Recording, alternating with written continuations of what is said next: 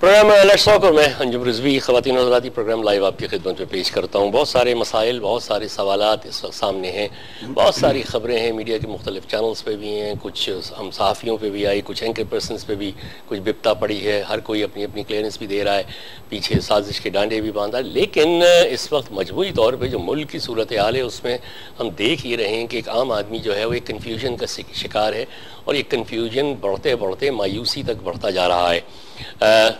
मेरे मकसद कहने का वही है, एक वज़ीर आज़म तौहीन अदालत के इसमें गए, दूसरे आए, उनके लिए भी अभी 27 तारीख को कोर्ट में पेशी थी, फिर उनको कुछ मोहलत मिल गई है। लोग इसी कन्फ्यूजन में हैं कि ये वज़ीर आज़म भी रहते हैं जाते हैं, मगर इस सारे चक्कर में गवर्नेंस कहाँ चली गई, मुल्क की बागडोर कौन संभाल रहा है, हुकूमत कहाँ है, पेट्रोल की प्राइसेस बढ़ती जा रही हैं, बिजली का बहरान अपनी जगह पर है, अशिया की कीमतें बढ़ती चली जा रही हैं, इस पर कोई चेक एंड कंट्रोल नहीं है। लग ये रहा है कि सारा मसला इस वक्त जो है वो सिर्फ ख़त लिखने या ना लिखने के ऊपर ख़त्म हो गया है, लेकिन बाकी आवाम पे क्या गुजर रही है इससे किसी को भी ना कोई दिलचस्पी नज़र आती है ना फुर्सत नज़र आती है। स्टूडियो में मेरे साथ मौजूद हैं नामवर माहिर कानून हैं, तज़ियाकार हैं और वकला तहरीक के सुरखैल और कई वकला तंजीमों के नुमाइंदे जनाब अबरार हसन साहब, उनसे आपकी मुलाकात कराता हूँ। अबरार साहब अस्सलाम वालेकुम और बहुत बहुत शुक्रिया स्टूडियो तशरीफ़ लाने का। ये जो मैंने इब्तिदा में अर्ज़ किया कि लग ये रहा है कि इस वक्त हमारे तमाम मसाइल जो हैं वो एक ही जगह मुंजमद हो गए, और वो ये है कि वज़ीर आज़म ख़त लिखेंगे या नहीं लिखेंगे, सुप्रीम कोर्ट मोहलत कितनी दे रही है, वज़ीर आज़म अगर चले गए तो दूसरा कौन आएगा, इलेक्शन अभी दूर की बात। इस सारे चक्कर में ये अवाम कहाँ हैं, इनका मसला कौन सुनेगा, इनकी दादरसी कौन करेगा? साहब मेरा ख्याल ये है कि अगर इसको हमें समझना है तो थोड़ा सा गहराई में जाना होगा। आपको ये मालूम है कि हमारा मुल्क जो था, हालांकि कहने को जमहूरियत थी और कॉन्स्टिट्यूशन की हुक्मरानी थी, लेकिन 2008 में तक वो एक डिक्टेटरशिप ही की शक्ल थी जो हमें मिली हुई थी।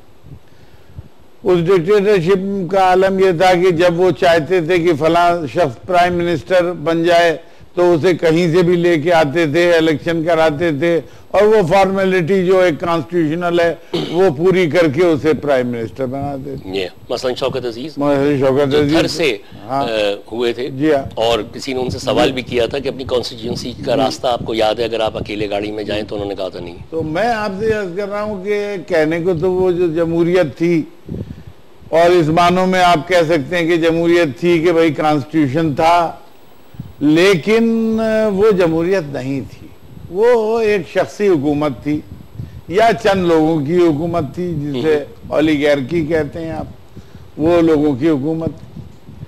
अब जनाब उसके बाद जनरल इलेक्शन के बाद एकदम से ट्रांसफॉर्मेशन हुआ, और उस ट्रांसफॉर्मेशन में आपने देखा कि अवामी नुमाइंदे असम्बलियों में आए, प्रोविंशियल असम्बलीज में भी, नेशनल असम्बलीज में भी और सेनेट में।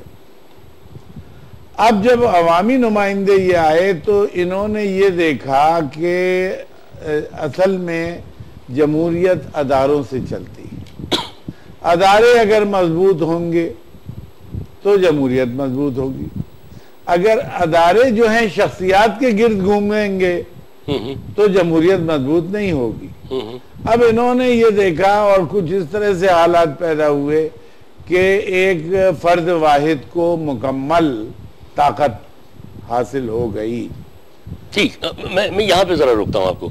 अब अगर हम एक सफ़े पे एक लाइन खींचें, लेफ्ट एंड राइट, एक तरफ हम लिखें परवेज़ मुशर्रफ का दौर हुकूमत, एक डिक्टेटर था जैसा आपने फरमाया, इलेक्शंस हुए थे, एक असेंबली भी थी, मगर जैसे आपने कहा कि उनकी मर्ज़ी थी कि वो जिसको चाहते प्राइम मिनिस्टर बना देते थे, असेंबली से जो चाहे अपने हक में कानून पास करो, ठीक है। अब आइए बाईं तरफ मैंने रजिस्टर के मौजूदा जमहूरी हुकूमत लिखा हुआ है, यहाँ पे सदर पाकिस्तान आसिफ अली जरदारी हैं। क्या उनकी मर्ज़ी के ख़िलाफ़ कुछ हो सक रहा है? क्या प्राइम मिनिस्टर, देखिए इस वक्त के प्राइम मिनिस्टर, इसके ऊपर इतना शदीद रद्द अमल मीडिया में या सहाफ़ी बरादरी में या आम आवाम में आया था गिलानी साहब के जाने के बाद कि बहुत से लोगों ने ये कहा कि राजा रेंटल जो है, जिनके ऊपर तो इल्ज़ाम थे कि इन्होंने बिजली के लिए सब मैल प्रैक्टिस की है, तो वो भी वज़ीर आज़म बन गए। और अब सुना है कि अगर सुप्रीम कोर्ट इनको निकाल बाहर करेगी तो शायद जमशेद दस्ती जैसे लोग जो हैं वो भी खड़े हुए, जिनकी की जाली डिग्री। मेरा मतलब है कि मैंने लेफ्ट और राइट पे दोनों लिखे, असेंबली में भी मर्जी के लोग हैं, असेंबली से भी जो चाहते हैं कानून।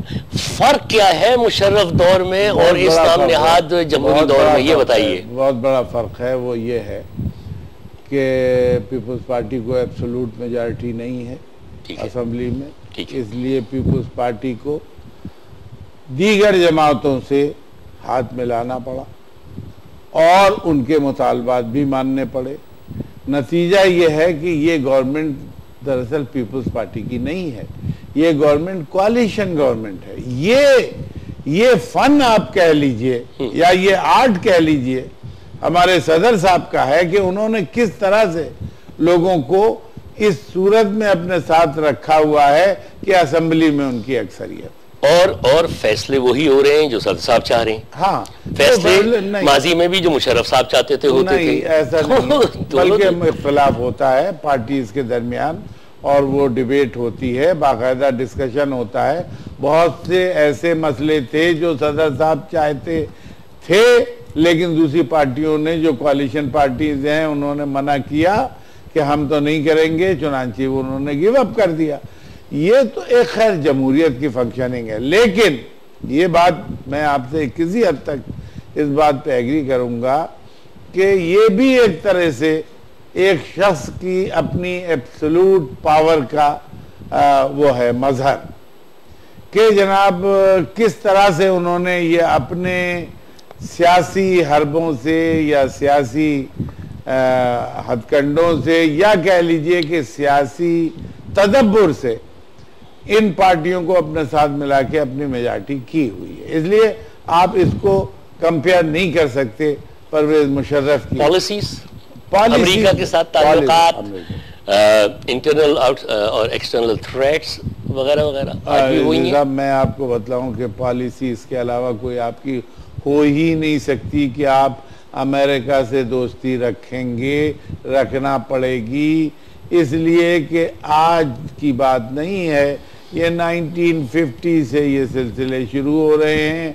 अगर आप वो देखें, एक किताब आती है, स्टेट डिपार्टमेंट छापता है कि उनके किस किस मुल्क से कितने एग्रीमेंट हुए, तो मैंने देखा उस किताब को, तो उसमें मेरे ख्याल में इजराइल के बाद पाकिस्तान से ही सबसे ज्यादा एग्रीमेंट उनके हैं, आज के नहीं है, ये 1950-51 से लेके अब तक चला आ रहा है।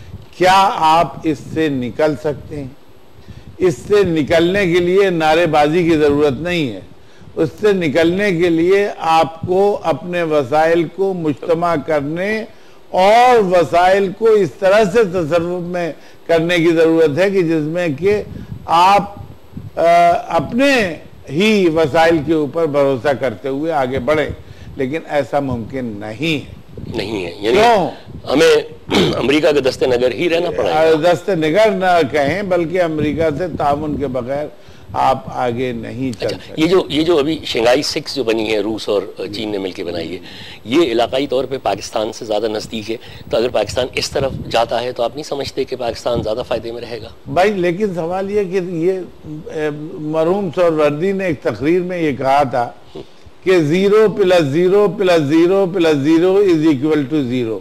अब इन लोगों के पास, बेचारों के पास जो देने के लिए है वही तो आपको दे सकते हैं जी। वो बहुत सी चीजें ऐसी हैं जो अमेरिका के पास एक्सक्लूसिव है, वो ये ममालिक आपको नहीं। मसलन हथियार साजी की मैंने अभी कल ही एक रिपोर्ट पढ़ी है जिसमें यह था कि पिछले साल की रिपोर्ट थी, इतनी कसाद बाजारी है इस वक्त इकोनॉमिक हर मुल्क की, जाहिर है कहीं है, लेकिन अमेरिका की सबसे ज़्यादा फ्लरिशिंग ट्रेड इस वक्त जो है वो उनकी आर्म्स ट्रेड है, हथियारों की, और $37 बिलियन के हथियार उसने पिछले साल से अब तक बेचे हैं। कहाँ बेचे हैं, किन मुल्कों को बेचे हैं, उनके अगराज़ व मकासद क्या है?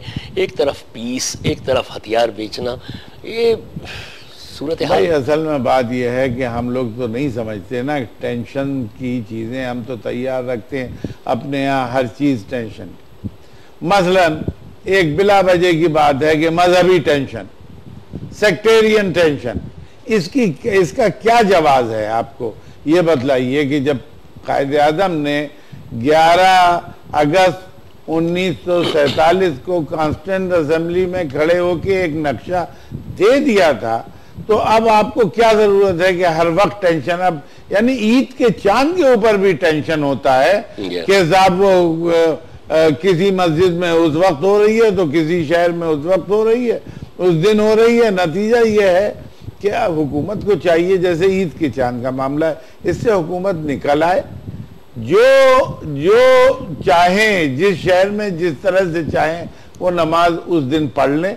हुकूमत सिर्फ 3 या 4 दिन की छुट्टियों का ऐलान कर। टेंशन तो बिलावजह हमने खुद क्रिएट की है।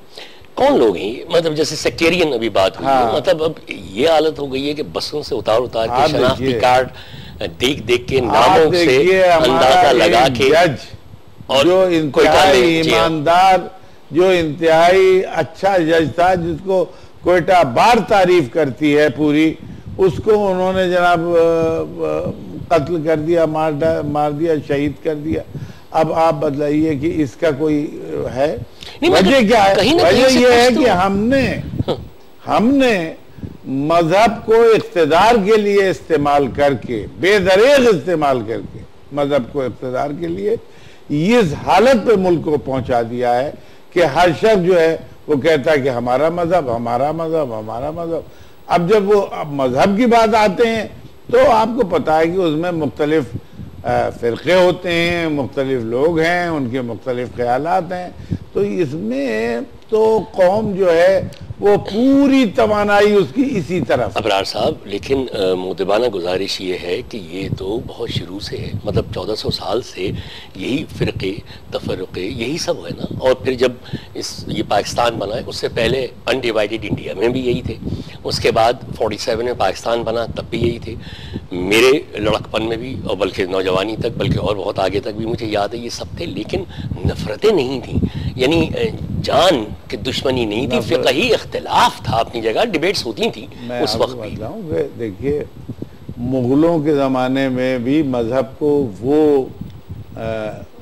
वो नहीं दिया गया, इख्तिदार के लिए उसको इस्तेमाल नहीं किया गया। मुग़लों के ज़माने में भी अंग्रेज़ जब आए तो ख़ास तौर पर अंग्रेज़ों ने ये कह दिया कि भाई मज़हब को आप इख्तिदार के लिए इस्तेमाल नहीं करेंगे। नतीजा ये है कि लोग 200 साल तक बहुत तरीके से जिसका जो मज़हब, जिसका जो अकीदा, वो अपना प्रैक्टिस करता रहा। कहीं कहीं खलफशार होता था, लेकिन ये कि जनरली, लेकिन अब तो ये है कि मज़हब की बिना पर लोगों को इख्तिदार मिलता है। अगर मज़हब का नारा लगाएंगे, मजहब के लोगों को अपने साथ मिलाएंगे, एक अकीदे के लोगों को मिलाएंगे, तो उनको वोट मिलेंगे तो वो असेंबलियों में जाएंगे, इख्तिदार में काबिल। तो ये इसके डांडे कहाँ से मिल रहे हैं? बहुत से लोग कहते हैं कि जनरल ज़िया-उल-हक से मिल रहे हैं, इसके डांडे, ये अफगान जिहाद और ये सारा सिलसिला शुरू किया। डांडे असल में बात तो ये है कि अगर आप सच पूछें तो ऑब्जेक्टिव रेजोल्यूशन से ही ये शुरू हो गया, 1949। इसलिए कि ऑब्जेक्टिव रेजोल्यूशन में उन्होंने जमहूरियत की बात की है, उन्होंने अक़लियतों की भी बात की है, उन्होंने सबके प्रोटेक्शन की बात की है, उन्होंने पार्लियामेंट्री सिस्टम की भी बात की है। लेकिन उसमें हमारे जो उलमा हैं उन्होंने सिर्फ एक ही चीज़ निकाली है कि उसमें यह है कि इस्लाम जो है, कुरान और सुन्ना जो है, वो उसको, ये तो हर एक का अकीदा है, हर मुसलमान का, कि कोई कानून कुरान और सुन्ना के खिलाफ नहीं बनता, ये मुतसादिम नहीं हो सकता है ना, कोई मुतसादिम। लेकिन उसको आप नारे के तौर पर इस्तेमाल करके और इख्तिदार पे काबिज होना चाहें, और इख्तिदार पे कब्जा हुआ। आपने देखा परवेज मुशर्रफ साहब के ज़माने में